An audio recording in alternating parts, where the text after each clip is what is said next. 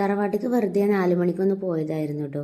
അപ്പൊ ഞങ്ങള് എന്താ തിരിച്ചു പോരാൻ നിന്നപ്പോ അമ്മ പറഞ്ഞു ഇനി ഏതായാലും ഫുഡൊക്കെ കഴിച്ചിട്ട് പോകും. ഫുഡൊക്കെ വീട്ടിലുണ്ട്, പിന്നെ ഒരു ദിവസം നിൽക്കാന്ന് ഞാൻ കുറെ പറഞ്ഞു നോക്കിട്ടോ.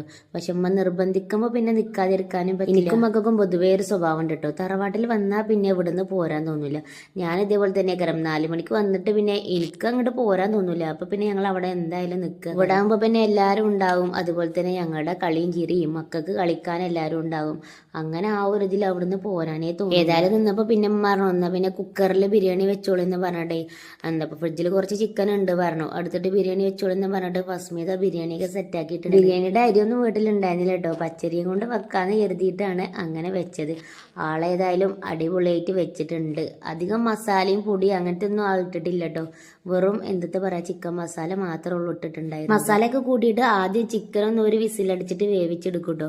പിന്നെയാണ് അവൾ അരിയൊക്കെ ഇട്ടിട്ട് ഒരു വിസിലും കൂടെ അടിച്ചിട്ട് എടുത്തു. അപ്പോഴേക്കിന് ആബിദ കുറച്ച് ബണ്ണൊക്കെ വാങ്ങിച്ച് വന്നിട്ടുണ്ട് കേട്ടോ.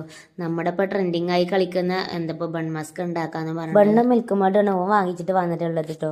പിന്നെ ബട്ടർ ഇവിടെ വീട്ടിലുണ്ടായിരുന്നു, അപ്പൊ അത് കൂട്ടിയിട്ട് അങ്ങനെ ഉണ്ടാക്കാന്ന് പറഞ്ഞിട്ട് ഓനത് ഉണ്ടാക്കാണ് കേട്ടോ. മക്കളൊക്കെ അതാ ചുറ്റോറം കൂടി. ഞാനിതിന്റെ വീഡിയോ ഓരോരുത്തരിങ്ങനെ ചെയ്തപ്പോഴേ ഓരോരുത്തർ ഇതിങ്ങനെ കഴിക്കണ വീഡിയോ ഇതൊക്കെ ഇട്ടിട്ടുണ്ടായിരുന്നില്ലേ. അപ്പൊ നമുക്കത് കാണുമ്പോൾ ഇത് എങ്ങനെയൊക്കാരോ അപ്പൊ ഇങ്ങനെ കഴിക്കണം അങ്ങനെയൊക്കെ തോന്നൂലേ. അങ്ങനെയൊക്കെ ഉണ്ടായിരുന്നു കേട്ടോ ഇത് കഴിക്കണം എന്നൊക്കെ.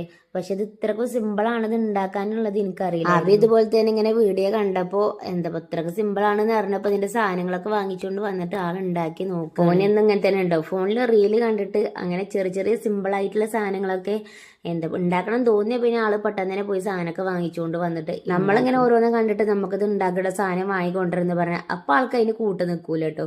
ഓനിങ്ങനെ കണ്ടിട്ട് ഓനക്ക് ഒറ്റക്കാണ് മനസ്സിൽ തോന്നുമ്പോൾ ആള് പെട്ടെന്ന് തന്നെ പോയി സാധനമൊക്കെ വാങ്ങിക്കൊണ്ടെന്ന് ഉണ്ടാക്കി. ഏതായാലും ഇന്നത്തെ പരീക്ഷണം അടിപൊളിയായിട്ടുണ്ട് കേട്ടോ. സാധനം ഏതായാലും അടിപൊളിയായിട്ടുണ്ട്.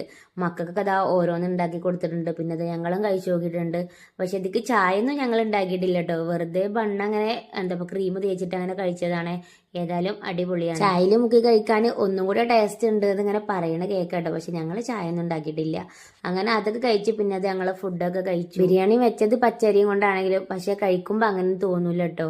അടിപൊളിയായിട്ടുണ്ട്. നമ്മുടെ ബിരിയാണി അരിയും കൊണ്ട് എന്താ വെച്ച അതേപോലെ തന്നെ ഉണ്ട്. അപ്പൊ ഇത്രേ ഉള്ളൂ.